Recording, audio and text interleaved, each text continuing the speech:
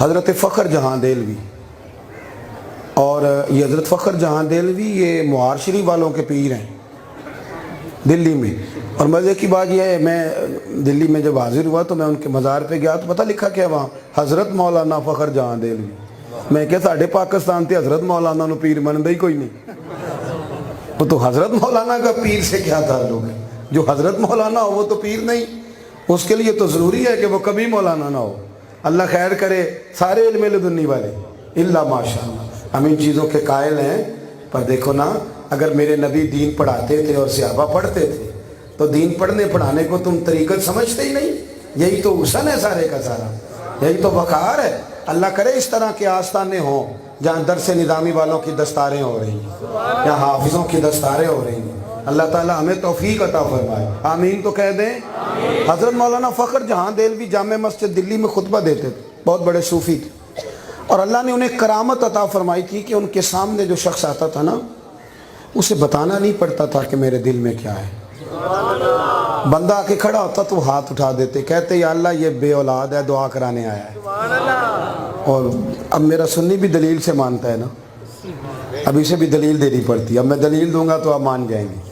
ترمذی میں حدیث ہے، حضور نے فرمایا اتقوا فراست المومن فإنہ ینظر بنور اللہ، او کما قال صلی اللہ علیہ وسلم، فرمایا مومن کی فراست قلبی سے ڈرا کرو، وہ صرف آنکھوں سے نہیں دیکھتا، وہ اللہ کے دیے ہوئے نور سے دیکھا کرتا ہے۔ جو بندہ سامنے کھڑا ہوتا نا تو حضرت شیخ فخر جہاں دہلوی فرماتے اے اللہ بے اولاد ہے، دعا کرانے آیا۔ دوسرا آتا تو کہتے اللہ بے روزگار ہے، دعا کرانے آیا۔ شہرت بڑی ہو گئی، جب کسی صالح آدمی کی شہرت زیادہ ہوتی ہے تو حاسدین بھی پیدا ہوتے ہیں۔ بادشاہ وقت کو پریشانی لگ گئی کہ یہ مولانا پیر اگر مضبوط ہو گئے میری حکومت کے لیے خطرہ ہی نہ بن جائے۔ انہوں نے ایک چال چلی، طوائف تھی دلی کی، اس کو کچھ پیسے دیے، اسے کہا تو نے ایکٹنگ کرنی ہے اور اس بابے کو بدنام کرنا ہے کسی بھی طریقے سے۔ وہ آ گئی تیار ہو کے، اور مخلوق آپ کو پتہ ہے بڑی فنکار ہے۔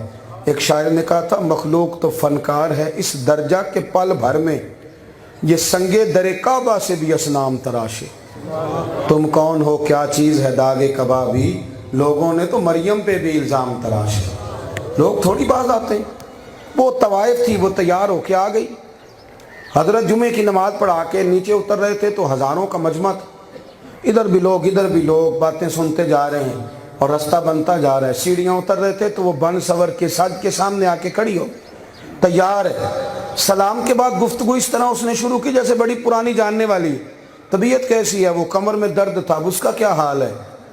کچے پکے مرید ہر دور میں ملتے ہیں، کچے پکے مرید ہر دور میں ملتے ہیں۔ جو کچے پکے تھے وہ سوچنے لگ گئے کہ بابا رات کو کہاں ہوتا ہے، نے تو کبھی پوچھا ہی نہیں یہ کدھر ہوتے ہیں رات کو۔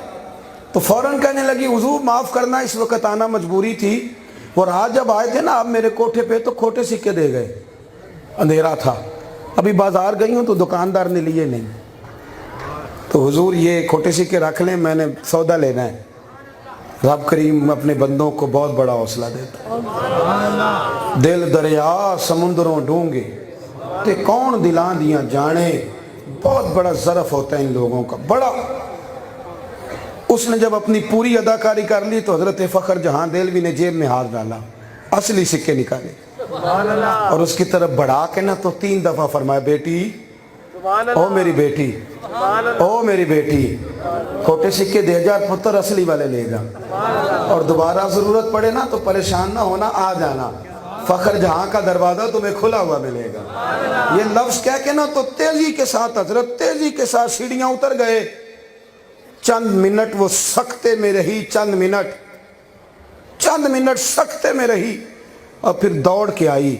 حضرت ابھی جا رہے تھے، آگے سے آ کے نا تو پیروں میں بیٹھ گئی اور اس درد سے روئی کہ سخت دل لوگ بھی رو پڑے۔ کہنے لگی او بابا یہ بتا تو کس مٹی کا بنا ہے، کس صندل اور کس کستوری سے تیرا وجود بنا ہے؟ میں وہ بی بی، اسے کبھی کسی نے بیٹی سمجھا ہی نہیں، بہن سمجھا ہی نہیں، سارا دلی مجھ پر گندی نظریں ڈالتا ہے۔ بابا تو کس صندل کا بنا ہے؟